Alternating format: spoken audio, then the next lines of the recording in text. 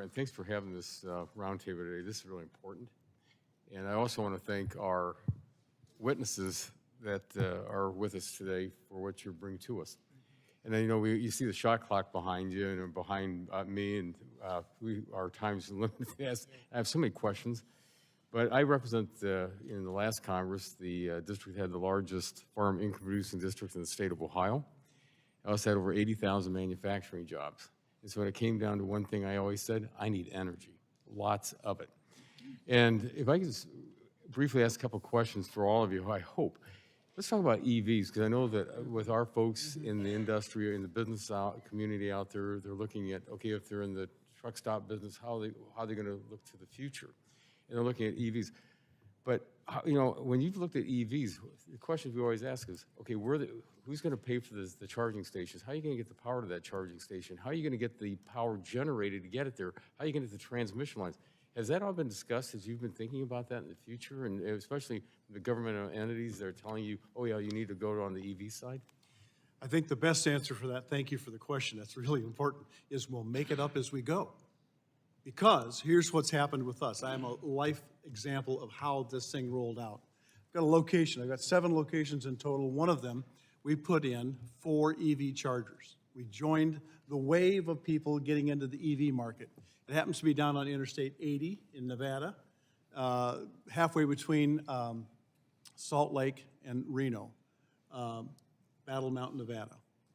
4 charging units, took my complete truck stop, 24-hour truck stop, casino, restaurant, and motel completely down while they put the power back in for 4 charging units. So those 4 charging units, if assumed that they all worked at the same time, take more power than my entire complex.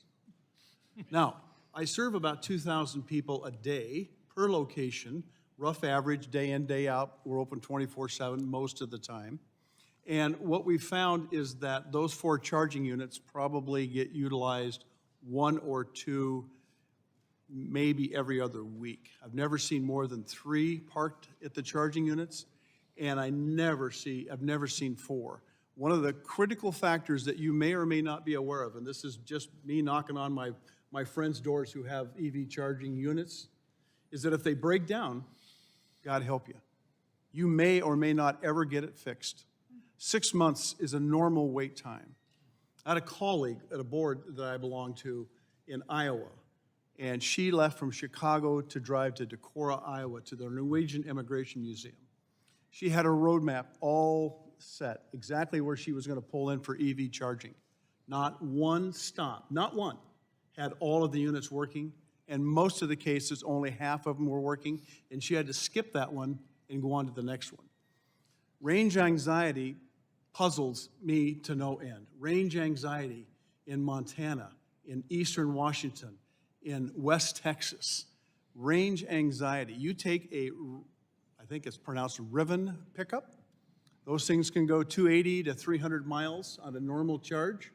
You haul a trailer, you put a load in the back of it, and that goes down to 80 miles. Now, where's the payload in 80 miles? You can't go very far. You got to go back and charge or find a charging unit, to be quite frank with you. So EV is out there. We understand, it's not my statistic, that about 80% of homeowners who have electric vehicles charge them on their 110 at night where they have plenty of time to roll, okay? My charging units in Battle Mountain are 20-minute high-speed chargers, get you up to 80% within 20 minutes. Okay, I serve 2,000 customers a day. It doesn't take a lot of math skill to understand that I'm backing up cars way beyond my capacity if they all came to my location and plugged in. And yes, they are charged for that. Most EV charging patrons think it's free. Can you imagine that? Free to plug in and charge. Now, yes, I get them for 20 minutes. They might come in and buy lunch, dinner, quick snack on the road. 3 things, powerful for any vehicle. Any of you do the same exact thing. If you're on a road trip, you're going to stop 3 times a day to use the restroom. You're going to stop twice to get a snack or something to eat, but only once to fuel. So you're going to progress that all out. So EV charging tends to be a bottleneck in any way, shape, or form that you look at it. Thanks for the question. Thank you. And if I could just follow up, just finish real quick, if I may, Madam Chair. Just real quick, you know, what you brought up about the cost and people getting to work, that's another problem we have. You know, and you're saying you got 300 folks right now, you need 400. We hear this all the time. Where are you going to get the people? But, you know, I had somebody come up to me not long ago in my district that told me that their monthly budget was $100 a month. It's now $160 a month for their natural gas. And they said, well, what are we going to do to make that up, or we're just going to have to cut back on something else? And on the ag side, we've got the disaster. You mentioned the cost of how much it costs per gallon. But, you know, when I talk to our guys and they're just with their combines and how many gallons does your combine hold? Oh, it will hold about 200 gallons. Yeah, and so then multiply that out. That gets expensive. And then our small people in the energy production. So I appreciate you all being here. Thank you very much.